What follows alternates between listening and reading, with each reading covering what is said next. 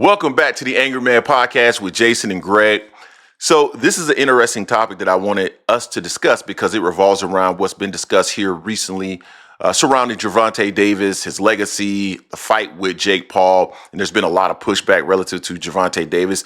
And the comments from Andre Ward were quite surprising for me. So depending on how you take it, depending on your interpretation, it could be defense of Gervonta Davis. It also could be a diss to Gervonta Davis. So we're going to talk about that here in a second, and I'm going to give you my thoughts on whether I agree or disagree. But before we jump into this video, I would like to welcome those of you who are new to the channel. This is the Angry Man Podcast and Sports Media, where we're always dropping boxing related content. We do it all here. Our own commentary, fight breakdowns. We even do documentaries here. GOAT season, the unprecedented run of Terrence Crawford just dropped about a week or so ago.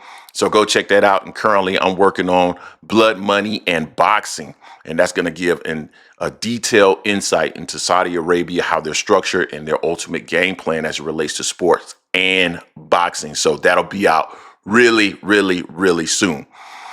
For those of you who are regular patrons of the channel, make sure you smash the like button or the dislike button if you don't like the content, but make sure you are engaging with the content. Now, over the last few days, I would say maybe even the last couple of weeks, there's been a lot discussed in regards to Gervonta Davis, definitely post the Canelo Alvarez versus Terrence Crawford fight.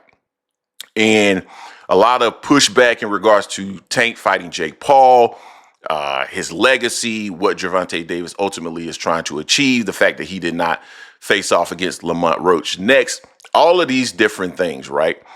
And I want to walk through a couple of these things real quick and give my background on that. And then I want to play the comments from Andre Ward because I think they're unique and interesting. But Tank had a controversial draw with Lamont Roach. The preference, I think, for most boxing fans is for Gervonta Davis to rematch Lamont Roach because similarly to what we said about Devin Haney, we want to see him get his get back. We need to see you get that lick back.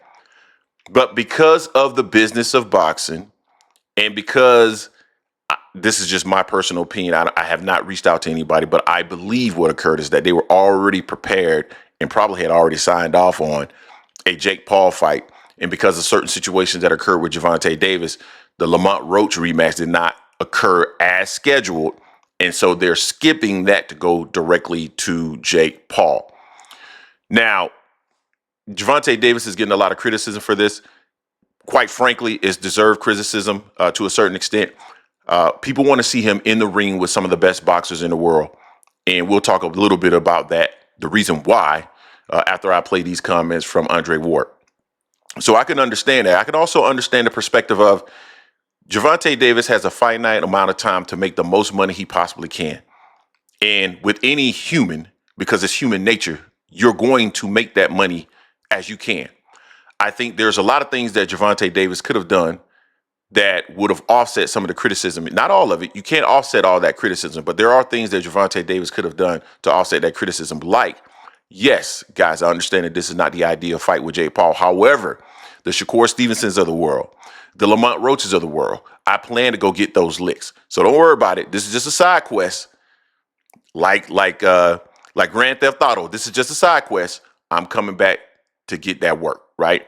I think all would have been forgiven, but the way he handled it in terms of his response to fight fans, specifically, I mean, huge, like Ray Jackson, who is on Twitter, friend of the show, is a huge Gervonta Davis follower, and he was cussing out Ray. And those are the things you cannot do. You cannot cuss out the people that support you. So the way that he handled it was poor. And then the way he's handling it right now is still poor. I'm sorry. I'm a Gervonta Davis fan. I'm going to call it how I see it. The way he's been handling it is poor. Now, the comments from Andre Ward are very interesting because technically you could perceive this as defending Gervonta Davis. You could also perceive it as actually dissing Gervonta Davis. So I want to play these comments and react to them because to a certain extent, I don't necessarily agree with Andre Ward. I get his perspective, but I don't agree with it. And I'm going to tell you why after I play these comments. So this is what Andre Ward had to say. I don't remember the last time that I've heard Gervonta Davis say, I'm in boxing to be the greatest fighter of all time. I've heard him say that he's better than certain guys in his weight class or this kid can't beat me. I've heard that.